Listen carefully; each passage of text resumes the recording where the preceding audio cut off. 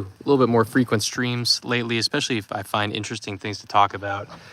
So typically it's going to be at night. This is really the only time where I can find a little bit of time in my life right now at the moment. So this isn't funny, but the circumstances of this story are not funny, but it's funny in the sense that this is where this country's going. Now, in another stream, probably over the weekend when I have time, I'll be talking about, the rise of China and the whole ploy and play with TikTok over the past 7 or 8 years it's been around, and how it's developing, what its end goal actually is, how it's being weaponized, and all that stuff. And even my thoughts on China, my thoughts on the US and all that good stuff, which you might find surprising. First thing first, obviously, make sure you hit that subscribe button, hit the notification bell. That way you know when I'm doing this. Also, thesoftspokenshaman@gmail.com is the place to hit me up if you'd like to consult, if you'd like to check out my books, if you just want to reach out, whatever, that's the place to do that. Anyways, New York City. So I personally lived in New York City from, about the summer of 2007 to February 1st, 2013. So I lived there for a good amount of time. And when I lived in Boston beforehand, from about 2004 to 2007, I visited New York quite a bit. So I spent a sizable amount of time in New York City. It's always been a vibrant cesspit. It's like calling a turd of yours vibrant before you flush it down the toilet. That's kind of what New York is. Put a little glitz and tinsel and glitter and all that stuff on the turd, and you might start thinking that maybe it's a bowl of, Rocky Road or something instead, That's kind of the vibe with New York. The illusion is strong with New York. Anyways, even when I lived there, it was somewhat dangerous being on the subway. Now, New York wasn't known as a dangerous place when I lived there. It was, had its ups and downs. Ever since I left, though, really since, I think Bill de Blasio left office and we've had this new guy, Eric Adams, people have claimed that New York City, the subway system, just the city in total, is akin to how New York was in the late 70s, early 80s, where it was just a cesspool. There was Bernie Gertz, the guy who ended up shooting a couple black boys on the subway who were harassing him and taunting him, and it was a big deal. They're saying that's what New York's like now, and I wouldn't know. I haven't been to New York in 12 years, so I don't know. And I honestly have no desire or intention to ever go back.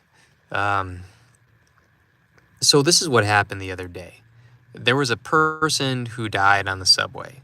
They're not releasing the details. They don't know how he died. They just know that he died. His corpse was on the R train. Now, the R train, for those who don't know, goes from the bottom end of Brooklyn through Manhattan all the way into Astoria, Queens, I believe is where it terminates. So they found a dead body on the R train, right?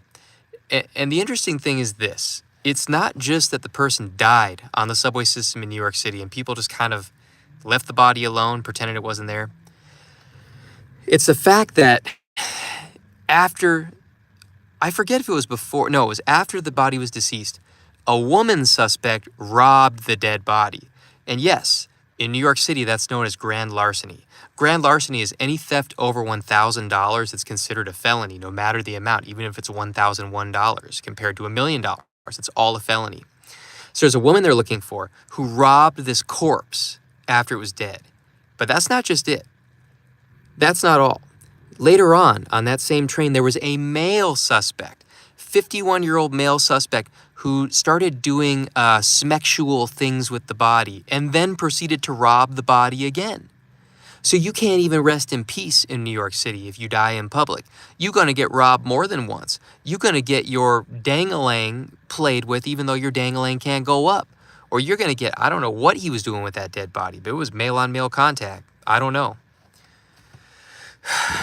That is a low. That is a new low for New York City. I can guarantee that. It's always been the rotten apple. But this is, to the point where an apple gets so rotten it turns into mush, you can't tell if it's applesauce or not. This is rotten applesauce.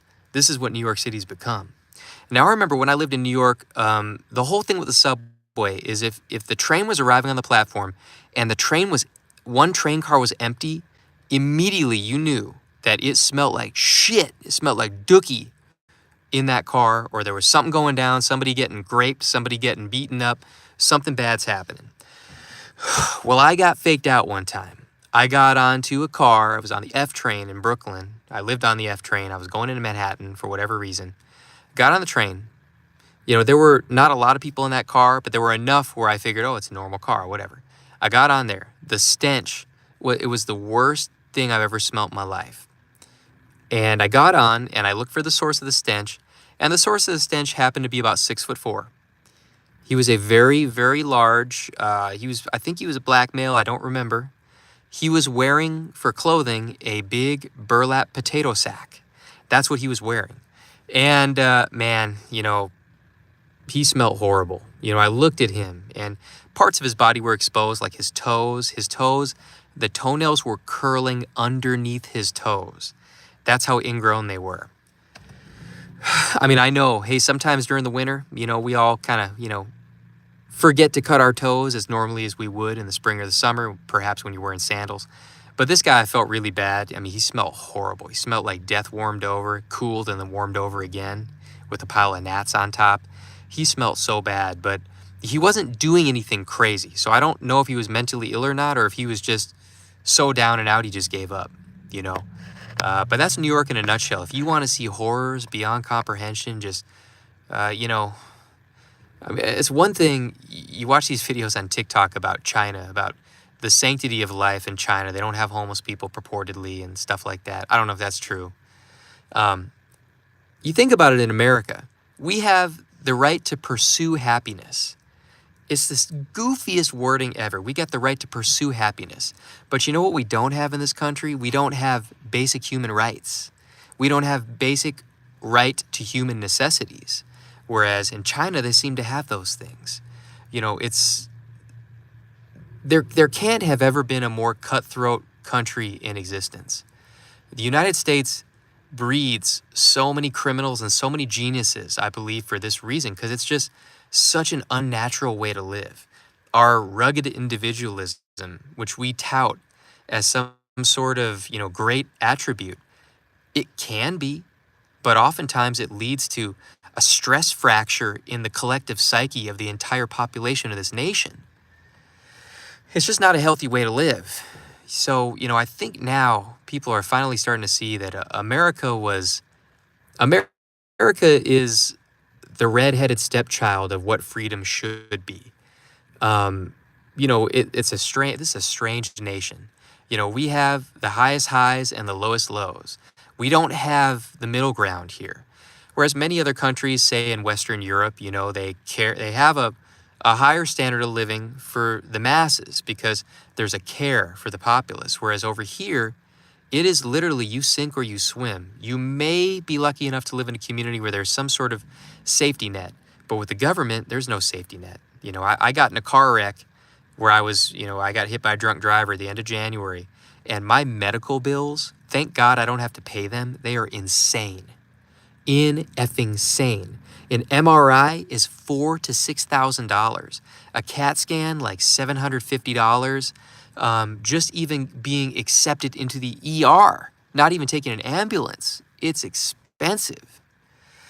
And that's why the U.S. breeds so many low-down, just garbage people, but also the greatest geniuses, the greatest creatives out of any country. It's weird, and we got some weird, social soil that we're all potted in this country, and it's unlike anything else in the world. For all people talk about the U.S., whether good or bad, I mean, this place really is like the meeting point of good and evil, the U.S. I don't know any other country, and I haven't been to that many, but I don't know any other country that has just the same weird balance of just the heights and the lows and the good and the bad and the moral and the immoral and the amoral. I've never seen it anywhere else. This country is very unique in that sense. And I think, when Americans can get over their jingoism and their xenophobia and they look at the world around them, they realize that there are some things that we got right in this country, but there's a hell of a lot of things we got wrong. And just looking at what, Chinese peasants eat in a day compared to what we have access to in this country, if we want to eat out, it is garbage. You have to cook in the United States unless you are wealthy, because going out for a steak dinner is going to set you back 20, 25, 30 bucks, you know, whereas you can go to the store and get that for, with the trimmings and all that for 10, 12, 13, right? 15 maybe. And so doubling back, that's why you see all these crazy things happening in the US, like what just happened in New York the other day. People are, when people can't deal with real life anymore, and the way that the social system in our country is just so messed up towards social Darwinism, people become so numb and people become blunted to not only their own traumas, but watching the traumas of anybody else. And the bystander effect is so potent in the United States, more so than any other country. I was the victim of a violent attempted robbery in Santa Cruz, California in 2014. And I fought, and I was jumped by 6 guys, Norteño gang members, 4 Hispanics, 2 black guys. It was not a fair fight. It was in broad daylight. And, one of them tried to grab one of my gold chains around my neck, and I thankfully had a knife on me, and I started stabbing him until he backed away and ran. They ran to their getaway car. These are the things that happen in the U.S., is just a total lack of care for others, because it's just such, it's social Darwinism is like hyperinflation. It just totally destroys the fabric of people getting along. It just can't happen.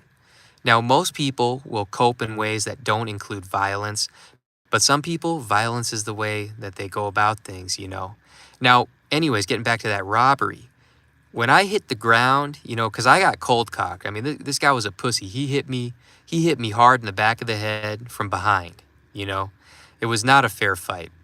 I went down, which anybody would in that situation, but I got back up.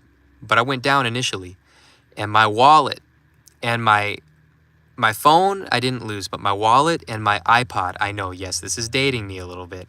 My wallet and my iPod came out of my pockets. And I kid you not, there was a surfing competition going on that day on the coastline. This happened right on the coast. Bystander effect. Nobody did anything. Nobody called the police. Nobody did anything. Somebody stole my iPod and somebody stole my wallet, just to add insult to injury. But, and I've told the story before, so apologies if you heard it. In that midst of just horrible human behavior, there was a guy who pulled up in a car. I don't know how he knew what just went on, but he said, "Hey bro, get in." And me being concussed, I got in the damn car. And he gunned it so we could read their license plate, and then they gunned it even further, and they got away.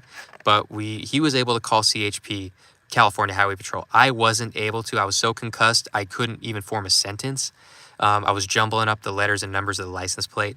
But this guy was an absolute angel. He stopped to help me. And because of him, these criminals, they were apprehended, and, nothing was taken from me other than my wallet and my iPod, and, having to go to the hospital because, I had a substantial welt on the back of my head. So, I mean, I tell that story just to illustrate, this is what America is. America is, it's good and evil just smushed into one composite thing. You never know what you're going to get on any given day. But this country just doesn't have a social fabric. It doesn't have a unifying culture. And for that reason, you don't know when you leave your door. And sometimes, hey, somebody might break into your house. You might not even have to leave your door. You never know what you're going to experience in this place. You don't.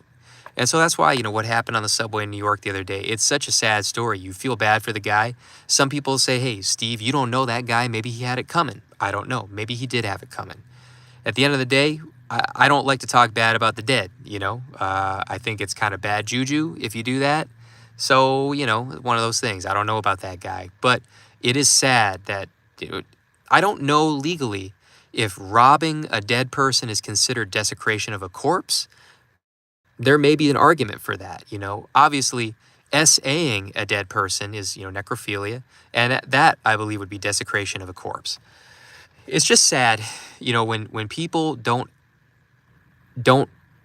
um, hold any sanctity for life, and then they also don't hold any sanctity for death.